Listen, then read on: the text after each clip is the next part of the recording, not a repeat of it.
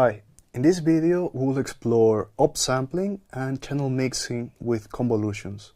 These are very important operations for generative AI. So our learning goals are to master upsampling and channel mixing with convolutions. We're going to see how we can use bilinear interpolation to resize images, and we're going to understand what hypercolumns are and how we can use them for feature combination and image generation. So let me explain what a transpose convolution is. It has like 5 different names in the literature. It's very confusing. Like you will find this being referred as transpose convolution, up convolution, deconvolution, and it refers to this very simple operation in which we take our input image and instead of padding it just around the borders, we padded it all over in order to produce a bigger feature map in which we're going to be running regular convolutions. So you see that this produces an image in the output, in the cyan part of the activation, that is bigger than the original input image that only had 3 by 3 pixels. We see here how we can do this on the image of the cats that we have seen before, and we see that this achieves the goal of creating a bigger image, but it has a very important artifact that is very undesirable, and that is that there is like a checkerboard pattern on the image. You see that the image of the cats seems to be superimposed into some checkerboard, and this is just a feature of the transpose convolution. We use this very frequently, this operation of the transpose convolution, to upsample images after they have been encoded in a representation with a lot of convolutions that creates this stack that is quite dense semantically, but that we want to decode, we want to create something new out of it.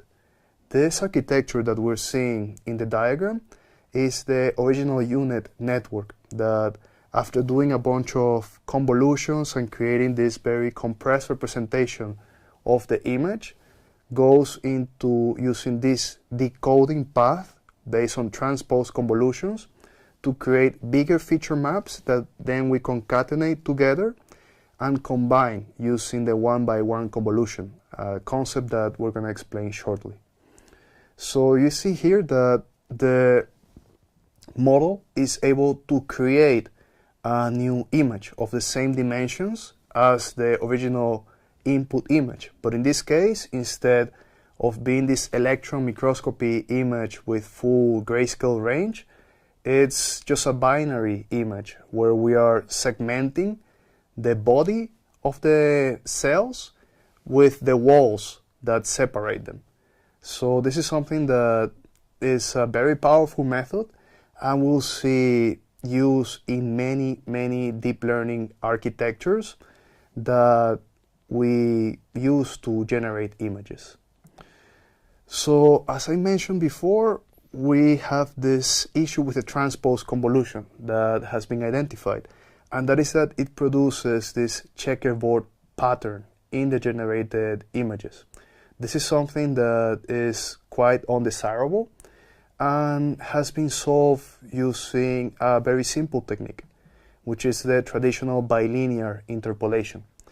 Using bilinear interpolation, just applying this equation to estimate which are the values that should go in a bigger matrix than the one that we have originally, creates a new series of values, a new set of values that we can use to train our neural network. This operation is fully reversible, so we can do backpropagation and gradient descent perfectly using bilinear interpolation.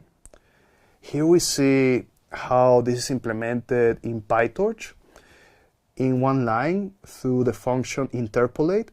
This code shows how we can upscale a 2 by 2 matrix to 4 times 4.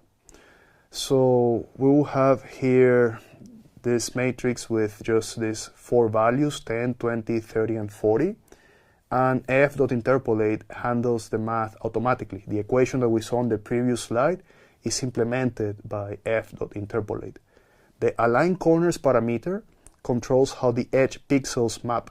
If we set it to true, we make the values in the corner match perfectly.